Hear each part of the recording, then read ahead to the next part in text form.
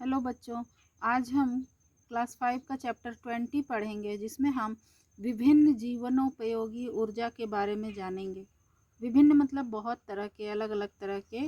और जीवनोपयोगी का मतलब जीवन के लिए जो ज़रूरी है, जीवन के लिए जो उपयोगी है, वैसी ऊर्जा। ऊर्जा मतलब ताकत, शक्ति। तो हमारे जीवन के लिए क्या क्या चीज़ें ज़रूरी हैं, आज हम उनके बारे में, उनके स्रोतों के बारे में जानेंगे।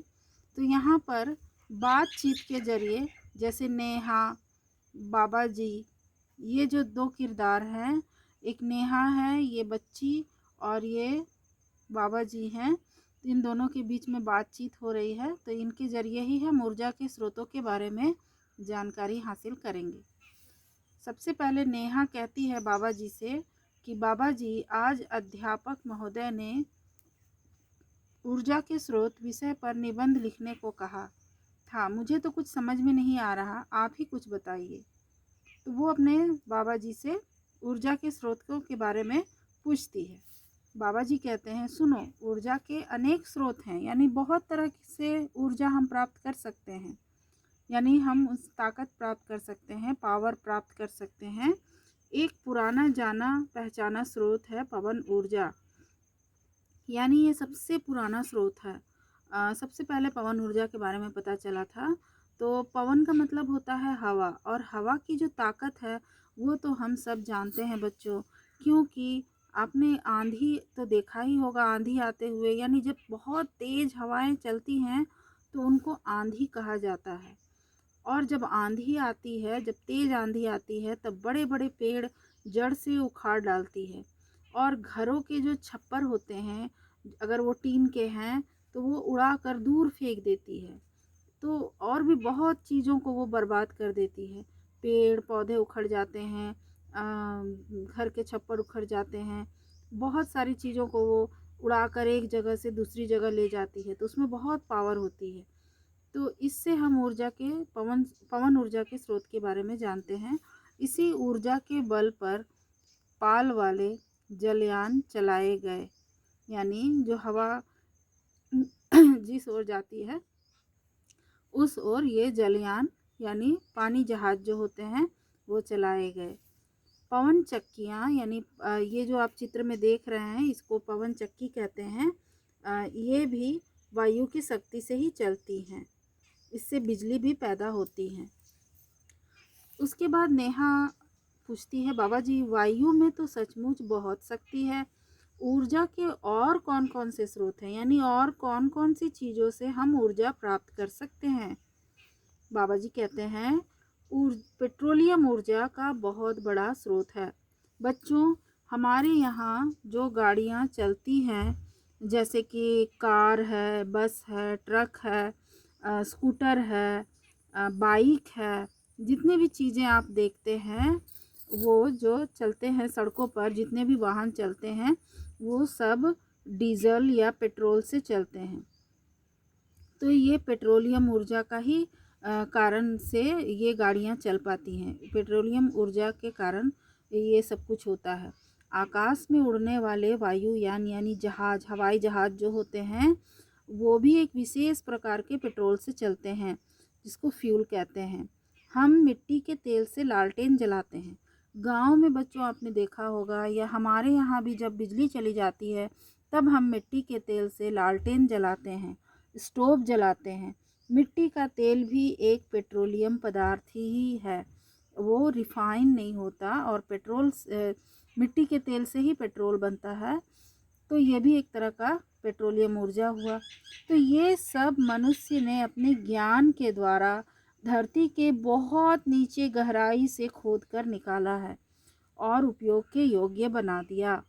दादाजी जो हैं, बाबा जी, वो बताते हैं कि पेट्रोल कहाँ से मिलता है। तो पृथ्वी की बहुत नीचे, धरती के बहुत नीचे गहराई से खुदाई करने पर पेट्रोलियम पाया जाता है। फिर नेहा ने बाबा जी से पूछा, आजकल तो रसोई गैस से चूल्हे पर खाना। तो बाबा जी उसकी बातों को समझ गए और कहा, मैं समझ गया, तुम यही तो कहना चाहती हो कि अब अधिकतर स्टोव के स्थान पर गैस के चूल्हे पर खाना बनाया जाता है। पहले क्या होता था बच्चों, स्टोव ये जो आप चित्र में देख रहे हैं, ये स्टोव है। इस टंकी में मिट्टी का तेल भरा जाता था और फिर इससे हवा दी जाती थी, जिसके प्रेशर से यहाँ से गैस बनता था और तब ये स्टोव जलता था और खाना पकता था। पर अब इस स्टोव की जगह अब गैस चूल्हों ने ले लिया है, गैस स्टोव ने ले लिया है। तो इसलिए अब गैस के चूल्हे पर खाना पकाया जाता है। यह गैस ही नहीं, अन्य गैसें भी हैं जो खोदकर धरती से प्राप्त की जाती हैं। तो ये पेट्रोलियम गैस के अलावा और भी गैसें हैं जो धरती के गर्भ में हैं, धरती के बहुत नीचे हैं और खुदाई करके उनको निकाला जाता है।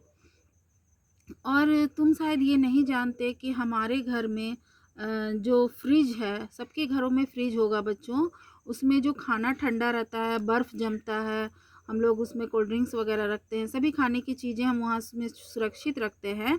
तो आखिर वो फ्रिज बिजली से कैसे ठंडा हो जाता है, कभी आपने सोचा है? पर आप जब फ्रिज के पीछे देखें तो बहुत सारे वायर्स होते हैं, तो उसमें एक गैस होती है। तो फ्रिज को ठंडा करने के लिए भी गैस की ज़रूरत पड़ती है। गैस की सहायता से ही वो ठंडा होता है। ऊर्जा का एक और स्रोत है भाप। भाप जो है वो भाप में भी बहुत शक्ति होती है। आग पर रखी हुई केतली का ढक्कन भाप के कारण ऊपर उठता देखकर जेम्स वाट ने, ये आप देख रहे हैं चित्र में, ये जेम्स वाट है इस बच्चे का नाम। और ये जो देख रहे हैं स्टोव पर, ये पानी है केतली में और ये आग से जब पानी गर्म होकर उबलने लगता है तब भाप बनती है। और भाप में इतना ताकत था कि वो इस ढक्कन को ऊपर उठा दिया और बाहर निकल गया है भाप।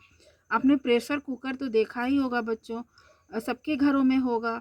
तो प्रेशर कुकर में जब भाप बनती है तब सीटी ऊपर उठ जाती है और सीटी बजने लगती है। तो भाप अपनी शक्ति से उतनी भारी चीज़ को ऊपर उठा देता है, ऊपर धकेल देता है।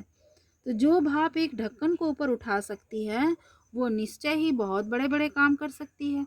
इसी भाप की शक्ति से रेल का इंजन बना और रेल के इंजन बनाए गए जो एक साथ हजारों लोगों या सैकड़ों टन सामान को ढोकर ले जाने की ताकत रखती है। यानी भाप जो है वो इंजन में है, वो खींच कर ट्रेन को आगे ले जाती है। भाप में इतनी शक्ति है।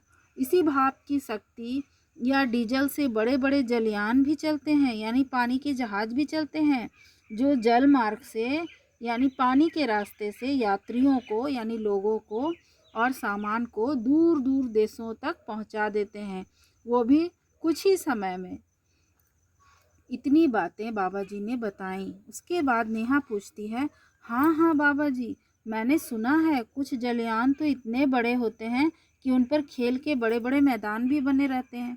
ये सही बात है बच्चों, आपने टीवी पर भी देखा होगा कि जो जलयान होते हैं यानी पानी के जो जहाज़ होते हैं वो बहुत विशाल होते हैं। उस पर मैदान होते हैं इतने बड़े बड़े, खेल के मैदान भी होते हैं और ऐसे मैदान भी होते हैं जिन पर हवाई जहाज़ भी उतर सकते हैं।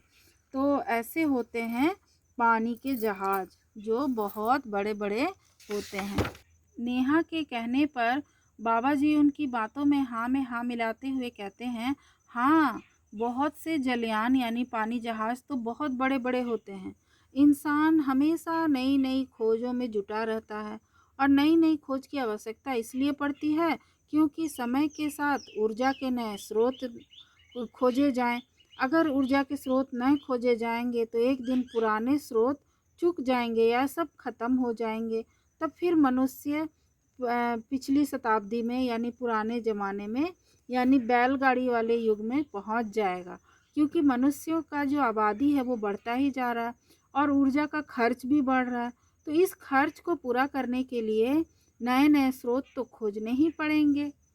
तो मनुष्य ने देखा कि पानी का शक्तिशाली वेग, फिर मनुष्य ने देखा कि ये जो पानी है इसका जो बहाव है, शक्तिशाली बहाव है, वो बड़े बड़े अवरोधों को तोड़ फोड़ देता है। बच्चों जब बाढ़ आती है, जब तूफान आता है बारिश का, तब क्या होता है बहुत सी चीज़ों को वो बहा ले जाते हैं। बहुत पावर होता है पानी में भी, कई बार उससे बड़ा विनाश हो जाता है। मनुष्य ने उस शक्तिशाली जल को बांधने की ठानी, यानी उन्होंने जल को रोकने के लिए ऐसे बांध बनाए। देखो यहाँ ये पानी है, इसको रोकने के लिए ऐसा बांध बना दिया और उसमें छेद कर दिया, जिस छेदों से वो पानी प्रेशर के साथ बाहर आएगा। तो वो पानी के वेग और इन्हीं प्रेशरों से पानी से बिजली बनाई गई। तो जल को रोकने के बाद बांध बनाए गए और हर बांध पर एक बिजली घर बनाया गया, जिससे जल विद्युत यानी पानी से बनने वाली बिजली तैयार हुई। तो जहाँ पर ये बने उसको डैम कहते हैं और डैम में बड़े बड़े टरबाइन लगे होते हैं। उन्हीं टरबाइनों से पानी को मथ कर बिजली तैयार की जाती है। खदानों से भारी मात्रा में कोयला निकाला गया। फिर क्या हुआ कि खदान जो होते हैं, खदान मतलब खान यानी ज़मीन को खोद कर खान बनाए जाते हैं। उस खान में यानी ज़मीन के नीचे बहुत सारा कोयला होता है और कोयले की शक्ति से ताप बिजली घर बनाए गए। यानी कोयले को जलाने पर बहुत सारा ताप यानी गर्मी पैदा होती है और उस गर्मी से बिजली बनती है, जिसको ताप बिजली घर कहा जाता है। और ताप विद्युत विद्युत भी कहते हैं, जिनमें विद्युत उत्पादन होता है यानी बिजली उत्पादन होता है। इतना सब कुछ होते हुए भी तुम जानती हो हमें आवश्यकता के अनुसार बिजली नहीं मिल पा रही, क्योंकि हमें और ज़्यादा बिजली की ज़रूरत है। नेहा कहती है, बाबा जी क्या बिजली किसी और स्रोत से भी प्राप्त हो सकती है? तो बच्चों अभी तक तो हमने जाना कि जल से बिजली मिलती है, हवा से बिजली मिलती है, फिर कोयले से बिजली मिलती है। इसके बाद तब बाबा जी ने बताया आजकल तो कुछ स्थानों पर कूड़े कचरे से भी बिजली बनाई जाती है। यानी जो कूड़ा कचरा यानी जो बेकार की चीज़ें फेंक दी जाती हैं, उनसे भी बिजली बन रही है। इससे तो दो लाभ है, एक तो कूड़ा जो गंदगी है वो साफ़ हो जाएगी और दूसरे कि हमें उसके बदले बिजली प्राप्त हो जाएगी, जो बहुत ज़्यादा उपयोगी है। तुमने अणु बमों की भयंकरता के बारे में सुना होगा। अणु और परमाणु बम बहुत शक्तिशाली बम है। अगर वो कहीं पर फट जाएं तो पृथ्वी का बहुत बड़ा विनाश हो जाएगा। अब उस अणुशक्ति का उपयोग करके परमाणु बिजली घर बना दिए गए हैं, क्योंकि मानव के उपयोग के लिए बिजली पैदा करना बहुत ज़रूरी है। अगर हम अणुओं का और परमाणुओं का उपयोग गलत कामों में, विनाश के कामों में न लगाकर बिजली उनसे बनाएं तो ये मनुष्य के लिए बहुत उपयोगी और फ़ायदेमंद होगा। नेहा कहती हैं, बाबा जी क्या ऊर्जा प्राप्त करने के और भी स्रोत हैं? तब बाबा जी कहते हैं, क्यों नहीं, देखो सूर्य संसार में ऊर्जा का सबसे बड़ा स्रोत है। ये सही बात है बच्चों कि आदिकाल से, जब से ये दुनिया बनी है तब से सूर्य चमक रहा है। सूर्य से हमें बहुत धूप और गर्मी मिलती है, ताप मिलता है। तो सूर्य जो है प्राकृतिक ऊर्जा का स्रोत है, नेचुरल। जिस दिन सूर्य की ऊर्जा का हम भरपूर उपयोग कर पाएंगे, उस दिन पृथ्वी पर ऊर्जा की कमी नहीं रहेगी, क्योंकि सूर्य जो है हमें ढेर सारी ऊर्जा देता है, पर हम उसका सही उपयोग नहीं कर पाते हैं और वह बेकार चली जाती है। इसी बात को ध्यान में रखते हुए मनुष्य ने सौर ऊर्जा का उपयोग करना आरंभ किया और इसके सौर ऊर्जा के बड़े बड़े प्लेट बनाए गए, जो सूर्य की रोशनी को सोख लेते हैं और उसे बिजली में तब्दील कर देते हैं। इसके उपयोग से खाना पकाने, पानी गर्म करने तथा बिजली का उत्पादन भी होता है। उससे विभिन्न कार्य भी होते हैं, जैसे प्रकाश प्राप्त करके दूरभाष यानी फ़ोन, उसके बाद बल्ब जल गए, टेलीविज़न चल रहा है, रेडियो चल रहा है, पंखे चल रहे हैं। ये सब कुछ सौर ऊर्जा से संभव है। बहुत से देशों ने अंतरिक्ष में अनेक उपग्रह छोड़े हैं, जो वर्षों अंतरिक्ष में घूमते रहते हैं। उनकी बैटरियां सौर ऊर्जा से ही शक्ति प्राप्त करती हैं, क्योंकि उतनी दूर तो हम बिजली के तार भेज नहीं सकते। इसलिए नेहा कहती हैं, बाबा जी क्या ऊर्जा के अन्य स्रोत भी खोजे जाने की संभावना है? तब बाबा जी कहते हैं, बेटी मैंने कहा ना, मनुष्य निरंतर खोज में जुटा रहता है। यानी हमेशा मनुष्य कुछ न कुछ खोजता ही रहता है, नए नए आविष्कार करता रहता है, एक्सपेरिमेंट करता रहता है, प्रयोग करता रहता है। हमें विश्वास है कि वह ऊर्जा के और नए स्रोत भी अवश्य खोज लेगा। ऐसे बाबा जी ने कहकर नेहा के सभी सवालों के जवाब दे दिए और उसके अंदर जो भी उसकी जिज्ञासा थी उसको शांत की। तो बच्चों, इस चैप्टर के आधार पर हमने ऊर्जा के बहुत सारे स्रोतों के बारे में जानकारी हासिल की। धन्यवाद।